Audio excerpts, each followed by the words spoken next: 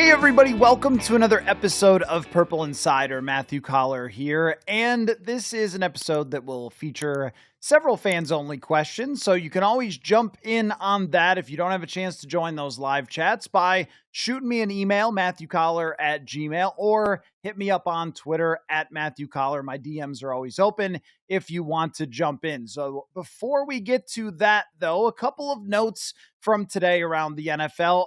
The tush push, it will remain, which means, guys, there will be more opportunities for teams to have players like Brandon Powell pushing the tush of quarterbacks like Nick Mullins, that those special moments in NFL history will remain through our future. And I guess it seems like the Philadelphia Eagles are pretty happy. And I guess this is a little bit of a surprise. It seemed like most reporters thought that the NFL was going to ban the tush push, and I've always been for leaving it as a play, as much as nobody wants the Philadelphia Eagles to keep succeeding with this obnoxious tush push that gets mentioned 37 times during every Eagles game, and every other team that tries it sometimes makes it work, but not like this one franchise that has a cheat code. And it always seemed like it was just invented because they couldn't stop one team from doing it, and really one quarterback from doing it who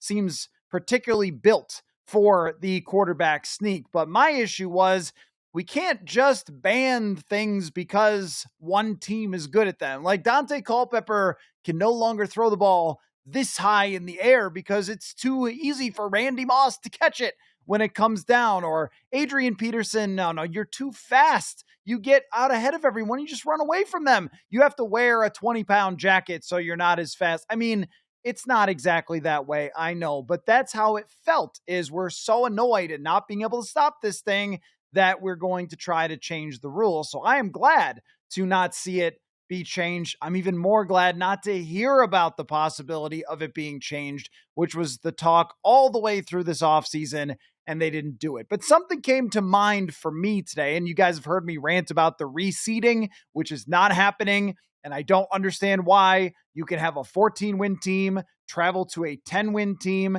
And also, I discovered something even more egregious that I had forgotten about. When Tom Brady's Bucks had to travel to the 7-10 Washington football team, and or maybe it was 7-9 at that time, I think they were Washington football team at that time. They had to travel and play Taylor Heineke in the playoffs after that team had Alex Smith.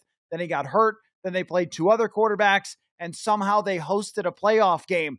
And yet the NFL is totally fine with that, but really put its efforts into trying to get rid of this tush push thing and almost did it. So great stuff. But it did come to mind for me. Has anybody ever thought about this process? Like, we really take it for granted how this works. A team throws out a proposal, then all the owners talk about it, and they're the ones making the rules. Now, I get it. It is their league. They own it. They made their billions to buy football teams so they could do stuff like make rules for the league. So I understand why they would think that they would be the right people for the job.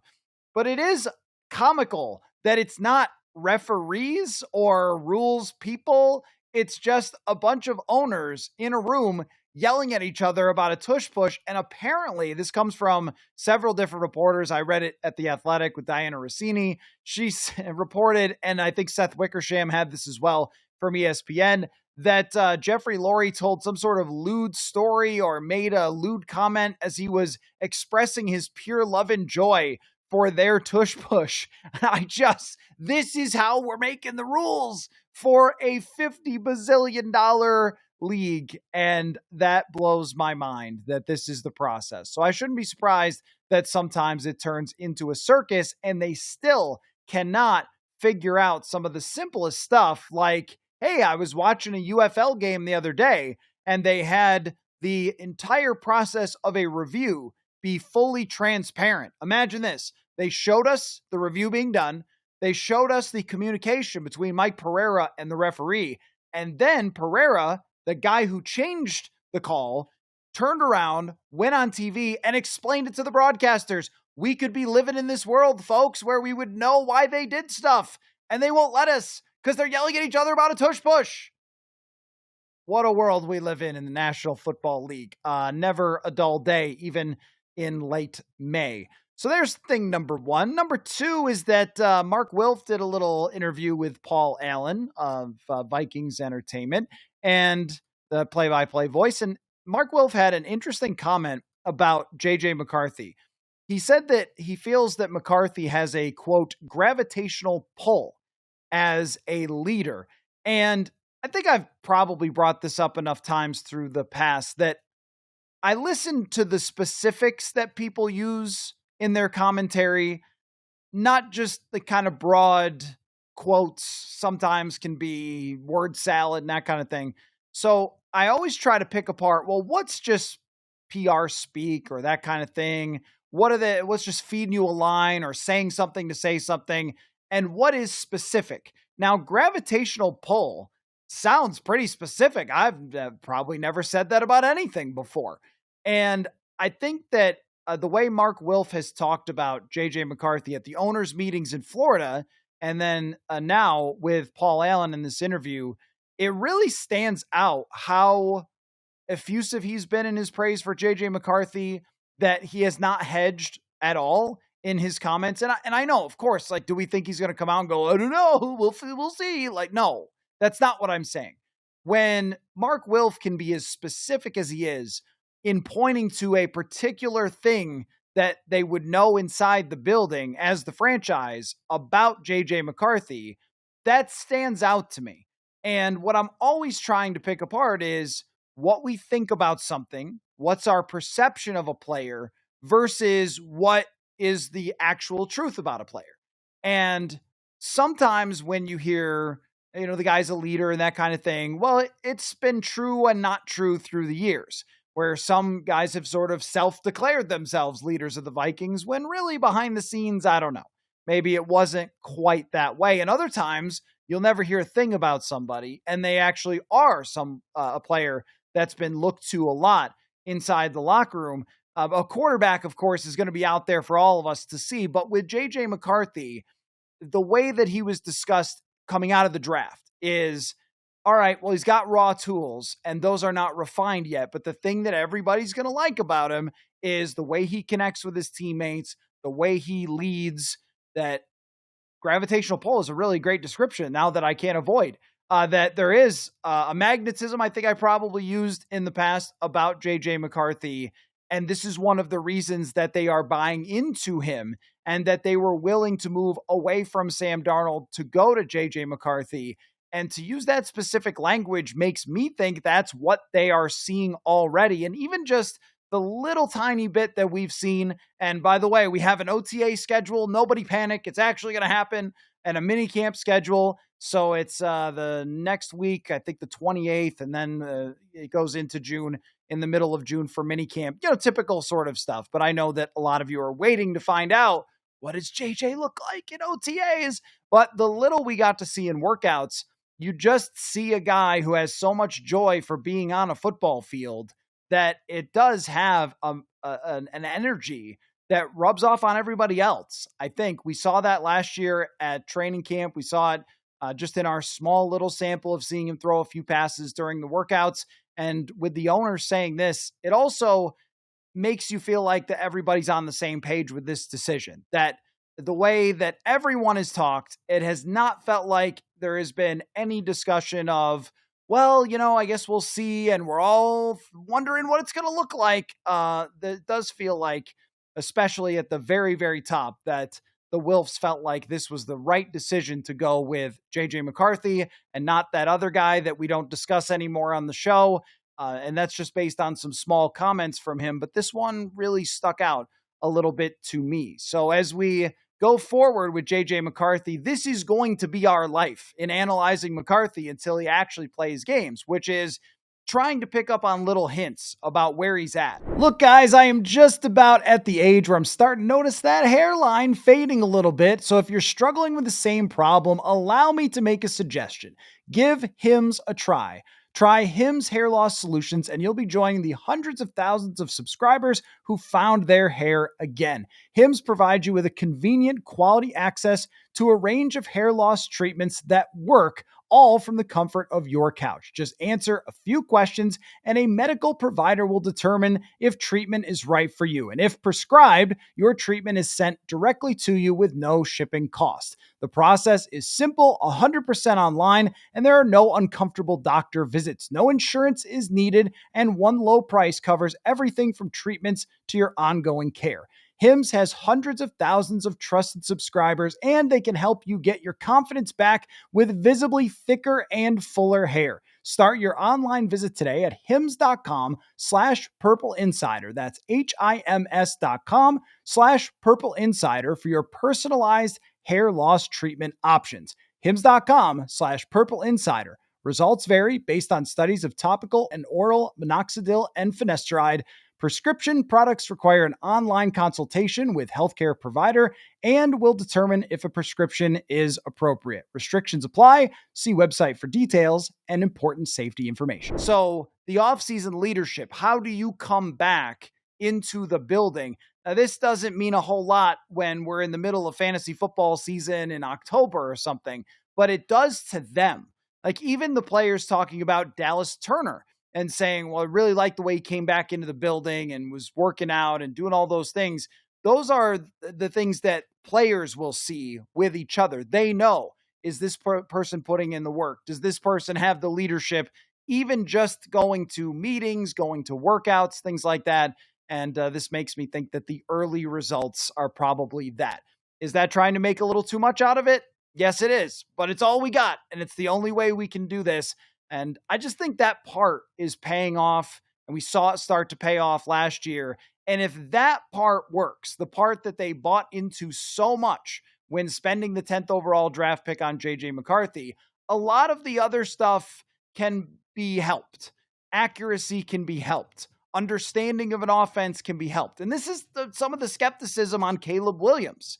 And there's a tiny little update on him as well. But some of the skepticism on Caleb Williams is, can this guy with this personality and all the talent in the world, can he lead an entire franchise, an entire city? Because when you take over much more than just, hey, I'm the guy that's supposed to throw the ball to player X or something. When you are that franchise quarterback, and you think of Kansas City, you think of Buffalo, you think of Baltimore, the first person you think of is their leader and the person who's out front. So if they check that box with McCarthy and there's buy-in and there's belief because of that, there's a lot of other things that can be nudged, that can be helped, that can be taught.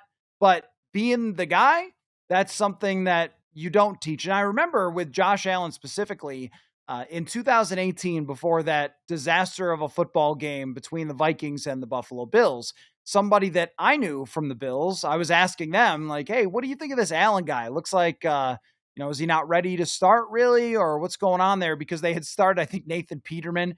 And I was like, I don't know, man. I'm kind of skeptical about his stats and stuff like that. And that person said to me, like, but he's got it. Like he's got that leadership element. And he's going to learn and he's going to get better. But that is the irreplaceable, the competitiveness that everybody can be galvanized around. So that's your first review from the owner on that part of JJ McCarthy's game. Kind of interesting. So Ben Johnson, by the way, the coach of the Chicago Bears, did take the, he did, I will give him credit for this. He did not try to hide away from Caleb Williams saying he'd rather be a Viking. I mean, aren't they lucky that the opener is not at US Bank Stadium with the Vikings and the Chicago Bears? I think that they are lucky, because otherwise there would be so many, signs and people yelling stuff about Caleb Williams wanting to play for the Vikings and not wanting to play for the Bears. So, but I mean, I don't know. I think Chicago is so sold on that idea of him that it's not like Philadelphia. Their fans will still be nice to Caleb Williams. If it was Philly, I think they'd show up with signs that said, go play for them then. But he's lucky he's there in Chicago with a maybe friendlier fan base than Philly, which is everyone. So here's what Ben Johnson said about Caleb Williams. He said, I love the opportunity to come in and change that narrative. That's where great stories are written. So we're looking to write a new chapter, 2025 Chicago Bears. and looking forward to the future. So he took on the questions, didn't hide away from them, but that's kind of cheesy as far as his answer goes. The reality of Caleb Williams or any franchise quarterback is that they always take over a bad team. In fact, Caleb Williams has had one of the better teams last year, despite the head coach. But if you just look across the roster and compare that to what Josh Allen took over, compare that to what, well, I guess Mahomes and Lamar Jackson probably did luck out. But Jaden Daniels is another good example. Jaden Daniels arrives in Washington and they scramble to try to bring in anybody who could play football around him. And they're throwing out this guy or that guy just with hopes that they could put together a competitive team, and he takes them to the NFC Championship. I think that if you swapped Jaden Daniels and Caleb Williams last year, it's just as good of a result for Jaden Daniels, despite the bad coaching, despite whatever offensive line issues and the running game and all that. Some players just have a way of pushing through these things. Nobody ever takes over a great team when you're drafted number one. So my question remains with Caleb Williams. It seems like Ben Johnson has the right approach to this with Caleb, and they're going to run the ball better, and they're going to have more open guys, and they're going to run more play action. They're just going to do a lot of things better. Shane Waldron was clearly a very poor fit. But when push comes to shove, is Caleb Williams going to be able to handle the heat of the entire organization on his back? Because when somebody comes out and says, man, I wish I was in Minnesota instead of the place I'm getting drafted, that doesn't sound like a Joe Burrow to me, who came in with the attitude, and there was some talk, hey, is Burrow not going to go there? They're so bad. Came in with the attitude of, well, now that I'm here, the franchise is going to be different. And that's not Caleb Williams. So Ben Johnson, I think, has his work cut out for him in maybe trying to nudge forward someone into more of a dog type of approach. But the thing is, there's always a saying in sports, it's easier to say whoa than go. And what that means is it's a lot easier to tell somebody to take it down from 11 to 9 in terms of their intensity and their competitiveness. Now, are they a little over the top? Do they burn a little too hot? Like Baker Mayfield, right? Too much of a chip on his shoulder to start his career. Whereas it's harder to take a guy from a 3 and push him up to a 7 and say, come on, be intense. Come on, be competitive. Come on, be a fighter. Like, that's harder to do. So I think that's one of the challenges that Ben Johnson is facing. But we'll always go back to, this will mean nothing if all of his physical talent comes to fruition. But at very least, I think Ben Johnson passed a test there, because there were times with Matt Eberflus where you would see his press conferences and just go, I don't know, man. I don't know if that guy's got it as the leader of a franchise. But at least Ben Johnson was willing to say, I know what was said. Here's how I'm going to approach it. Fresh start. We're going to change the narrative. Like, I think that's the right way to go about it. So we will see where it goes from there with Caleb Williams. So let's get into some fans only questions that you guys have passed along to me. And again, email, Twitter, whatever way you want to reach out is good with me. So this one comes from Burnt. He says, do you think JJ McCarthy will be more like Ant or Cat? I never thought about it before that the two biggest stars in Minnesota basketball on the men's side over the last, 5-7 years are one is named after an insect and the other is a mammal. I did not think of that until this moment. But Anthony Edwards or Karl Anthony Towns. So Burnt goes on to say in his email, the Wolves and Vikings both have an extensive history of not making it out of the first round, despite having amazing season-long performances from their top players. I think that's sort of true. I think the Wolves, when they've been great, they've gone deep in the playoffs many times. But nonetheless, watching Ant, I've realized that there's something different about some players beyond great stats. Seems like Philly has it. They outperform in the postseason. Washington may have it. I'm actually a big Cat fan, but he strikes me as more like Cousins than Jaden Daniels. What's your expectation for McCarthy, Ant or Cat? So I think what you're getting at is passengers and drivers. And that's a way to look at quarterbacks as well.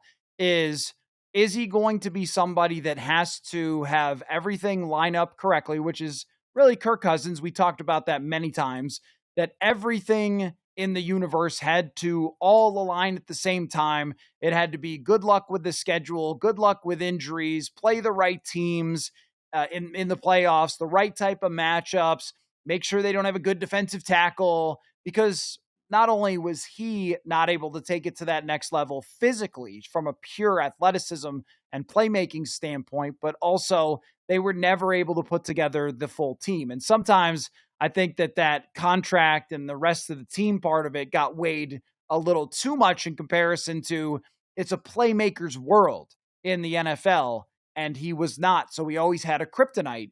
And I think that's sort of what you're getting at with Karl Anthony Towns, that even though Karl Anthony Towns is great, there are some limitations to his game. And part of that is just what it means to be somebody who isn't Jokic, that's 7 feet tall in the NBA. There's two guys who hit Jokic and Embiid who over the last number of years have shown they can truly dominate off the dribble at that size. Well, that's two out of 30 teams. There's not many guys who can really do that. And I think that's the difference, is an Anthony Edwards can just take the basketball and take over a game, where a Karl Anthony Towns is not fast enough, not good enough off the dribble. So the ball has to kind of come to him, and he can do it, but he can't do it all the time.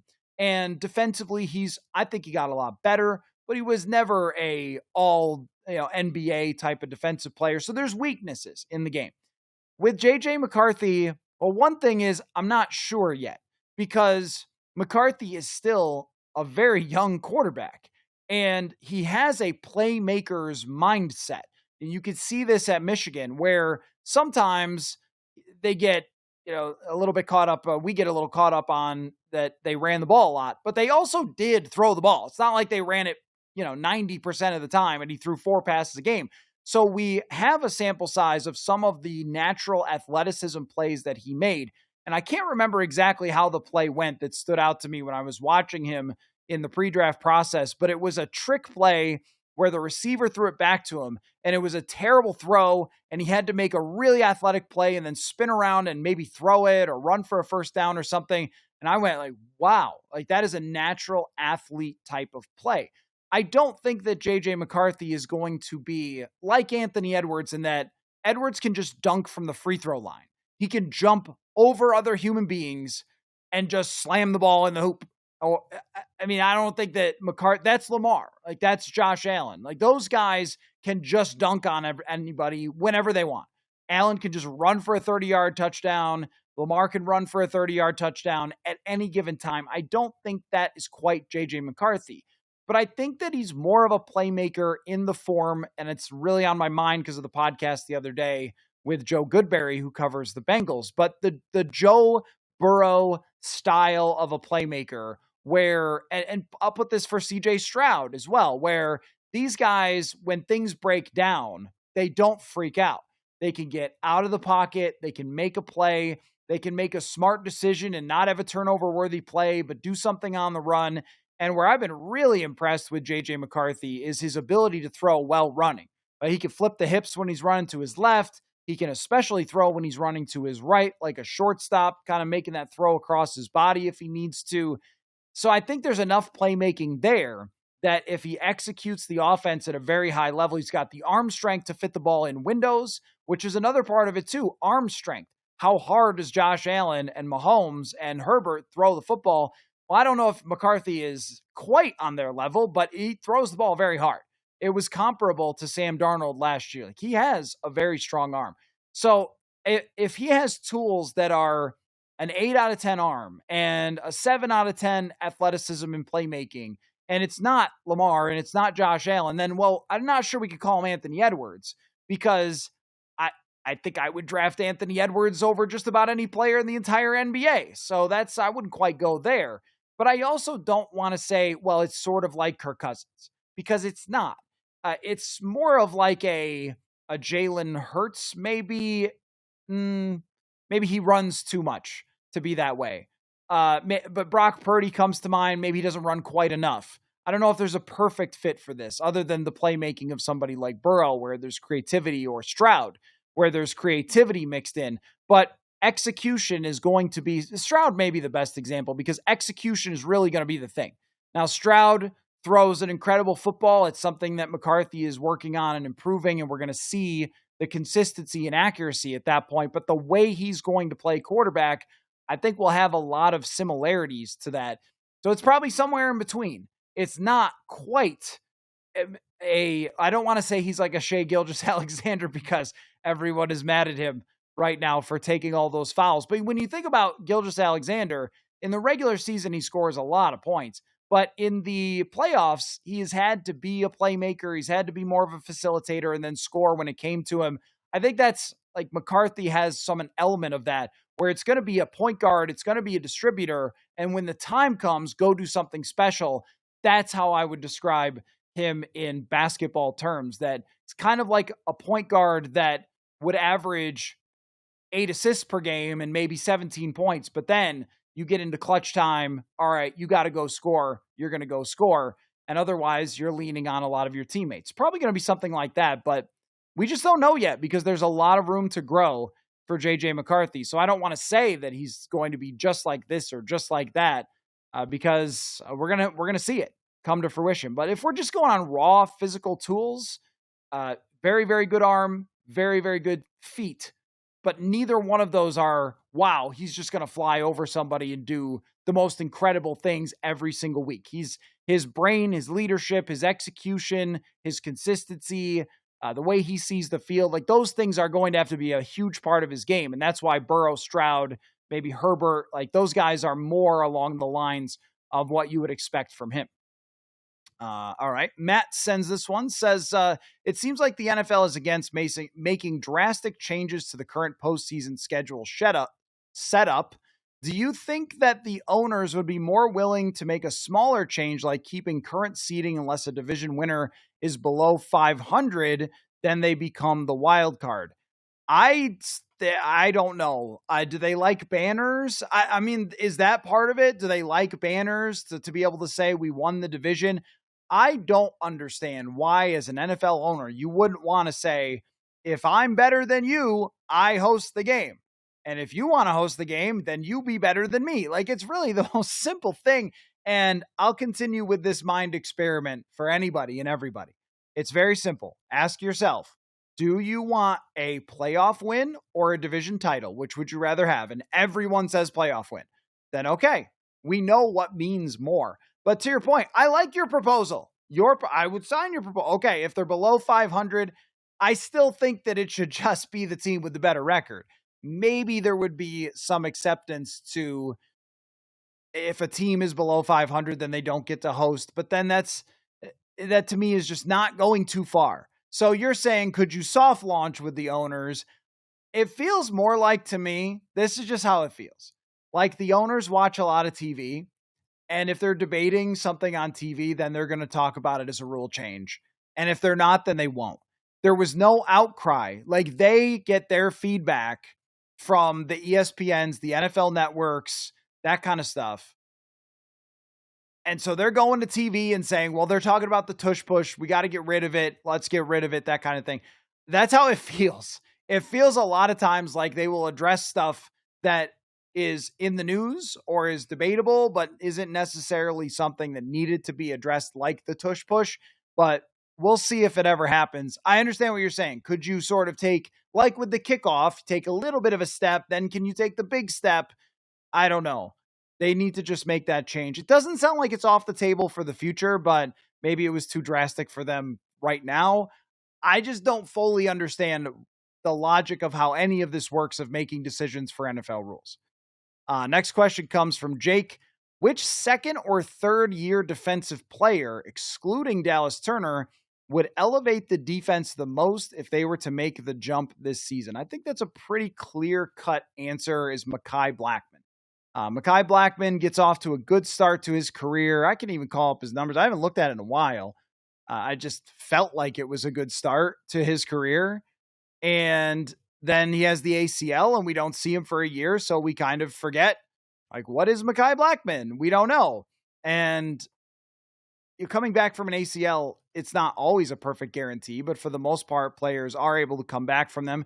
Just looking at his PFF numbers right now from 2023, he had a 71.8 grade from PFF, which is pretty solid, 434 snaps, 90 grade tackling, and 71.8 as a cover man. And when targeting him, let me see here, Opponents had an 87.8 quarterback rating, did have a very notable catch over him in the end zone in a game against Denver. But aside from that, I mean, those numbers are pretty good. Those numbers are an above average player as a rookie right away and played a decent amount for a rookie that season. And when he was targeted, teams were not taking advantage of him. And then the aggressiveness and tackling was part of who he was coming out. So that kind of checked that box. If Blackman is good, and Isaiah Rodgers, he's got some of the hype because of what Kevin O'Connell said that Brian Flores had passed along to them. Like, hey, this is a guy I really want. But I think all three of them are going to play just the same way we saw, maybe not always on the field at the same time, but we saw Shaq Griffin and Stephon Gilmore and Byron Murphy Jr., they all played last year. So I expect that Mekhi Blackman is going to play quite a bit as a guy who was a fairly high draft pick for them, and they were ready to start last year. They were not going to go get Stephon Gilmore. They were going to start Mekhi Blackman and see if he took the next step. So his early results were good. We haven't seen him in a while, but if he comes back and plays well, if he even plays like that for a full season, like that's a real big impact on this defense to have cornerback depth, to have maybe he's just starting and is playing across from Byron Murphy. And then you could have that for several years with those two guys paired together. So that could be a big one. What year is Theo Jackson in? 22, 23, 24? I think Theo Jackson's maybe too far down the line for this, but we know that that's going to be 1-2 that could have a big impact. I would toss Dwight McGlothern out there. I would toss Taki Taimani or Levi Drake Rodriguez or Jalen Redmond. I don't know which one. There's going to be a real battle between those guys for playing time, but you have Javon Hargrave and Jonathan Allen, who are pass rushers. There are going to be situations where you have to put someone on the field to stuff the run and where maybe a team is up in a game late and you need that sort of thing. So who's going to be the guy that emerges there and starts making plays? And then Gabe Murphy and Bo Richter, they're going to battle for maybe rotational positions. We know that Brian Flores, with his outside linebackers, really likes to rotate those guys in. So there's lots of different options there on the defense for players who could this year in training camp take that step and then earn spots that we didn't really anticipate going into it. Good question, Jake. All right, so earlier this offseason, a couple weeks ago, I threw it out there once the dust had settled for Vikings fans, and I would love to hear more of these if people want to send them to me. Just what are you looking forward to? And if you saw or heard the last episode of my intern, Clay Petrie, that was his last assignment, was to tell me, what are you looking forward to in 2025? Like, what's the biggest thing that you just can't get off your mind? So I threw that out there on Twitter, and I got a bunch of responses. So I wanted to read some of those as well. At the Thomas Family 1 said, it's all about the O-line for me. How much time will this version be able to give JJ McCarthy to throw? And will they finally be able to run the ball well enough to balance out the run-pass ratio a little better?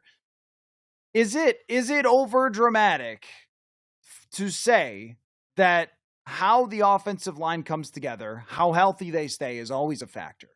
How they come together, how quickly, how well Ryan Kelly brings them together and gels with JJ McCarthy, is that going to be the number one factor of how far this team can go outside of the obvious, how does JJ McCarthy play? But they are going to impact JJ McCarthy. And every time I look at this, it just blows my mind. I'll pull it up for you again. I'll read you the numbers again, but I just can't believe the difference between quarterbacks throwing with and without pressure.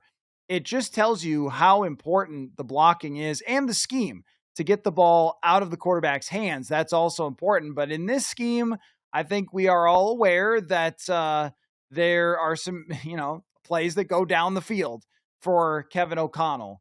And the numbers are just so different. Let me pull them up here. Just for example, under pressure last year, let me get the quarterback ratings. Joe Burrow was the only quarterback over 100 quarterback rating under pressure. Lamar Jackson was the only quarterback other than him over 90. Sam Darnold, believe it or not, people, was third in the NFL in quarterback rating under pressure during the regular season with an 87.1 quarterback rating. And there was only 5 guys over 80 under pressure. Nobody's good under pressure. Go to the clean rating. Lamar Jackson, 131.6. Jared Goff, 122.3. Jalen Hurts, 116.8. Basically, when these guys weren't pressured, they played like MVPs. There's bad quarterbacks who played great when not under pressure. Russell Wilson, 107.4 quarterback rating. I wouldn't say Geno Smith is a bad quarterback, but had 109.2 quarterback rating. I mean, Bo Nix, 103.1. Like, that's superstar level play when not under pressure, and when under pressure, very, very poor. So the answer is well, I mean, it's something you're looking forward to, but when I say, is it too much to say that the offensive line is going to dictate a lot of how this team succeeds or fails? I don't think it is too much to say. So that could be way up there on that list of most interesting things to find out. And plus, you just waited so long. You just waited so long for this. And if they come out even in the first week and have a drive where they hand off and they just run over somebody on a drive. And I know they had a good running game through the first maybe 6 weeks of last year. Christian Darrisaw injury really took that away, but they never imposed the will. And if the will is imposed, folks, then we got something different here than we've seen in a long time. CJ McCarthy on Twitter said, can't wait to find out, will the Lions and Bears be significantly different for losing and gaining Ben Johnson? Yeah, that is one that will really shape where this division is going to go, because if Ben Johnson suddenly has the keys to the Brian Flores defense and understands how to beat it with Caleb Williams, and then all of a sudden the Vikings are playing shootouts with the Chicago Bears all the time, and the Detroit Lions don't have the same type of offense as they did. There's another thing, too, that's beyond Ben Johnson with Detroit, and they have a really good offensive line. But do they have, now that they've lost Zeitler, they've had some injuries there, they're drafting a guy to maybe potentially start. Like, is it going to be quite as dominant for this next offensive coordinator? And is the play calling going to click? Because teams change play callers and we're like, I don't know what, we'll see. Every team doesn't like their play caller except for like 3 teams that are really great on offense. And they always think the play caller is screwing up, but that's the person in the headset of Jared Goff. So Ben Johnson's there for several years, several of the best years of his career, and then all of a sudden it's somebody else. That could make a difference. And the other part is just that scheme with Caleb Williams. If that scheme gets people open and he starts seeing the field, and I mean, think about where Jared Goff was when he arrived in Detroit and when Ben Johnson took over the play calling. Goff had been down bad with LA. And then his first year, they're tanking and they're not using Ben Johnson as the play caller. And then all of a sudden he takes over and up goes Jared Goff's career. Now, a lot of players went into that as well, but Chicago has some weapons. So this, I agree with you. That is something I can't wait to see. And we'll get it on opening night, is just what does it look like there with Ben Johnson? Next one comes from at Red and Purple 77. If Jordan Addison will cement his future with the team. This is a big opportunity for Jordan Addison this year. Now, it's not his contract year, and they'll have a 5th-year option in their pocket as well. So, but you're right that the first 2 years of Jordan Addison were very good play. I would not call it elite wide receiver play in the NFL. I would say he was elite at going up to get the football on deep throws, but it was really good wide receiver play. And off the field, 2 very concerning incidents from Jordan Addison. Driving at the speeds that he drove at is really, really concerning because it just lacks so much common sense. And then last year, to have what happened with Kyrie Jackson followed up very shortly after with being charged with DUI. Again, a common sense, really, man, type of thing that has happened with him. So if he has grown up, if he has figured it out off the field, that it's time to understand that actions have consequences, and maybe not enough consequences within that building, but they have consequences in the form of, are you the guy they want to give a contract to? And 3 strikes if something happens again with you. Like, does he understand that it cannot ever happen again to him off the field? Because if it does and they can't trust him, then there's no way you can start thinking about giving him $28 million a year, which is, it's what he's going to be worth when they actually get there, or more than that, potentially, with salary cap going up every single year. So he has to earn their trust truly off the field. And then I think he's also got to grow a little on the field. I think he's a tremendous wide receiver. He's got a ton of talent.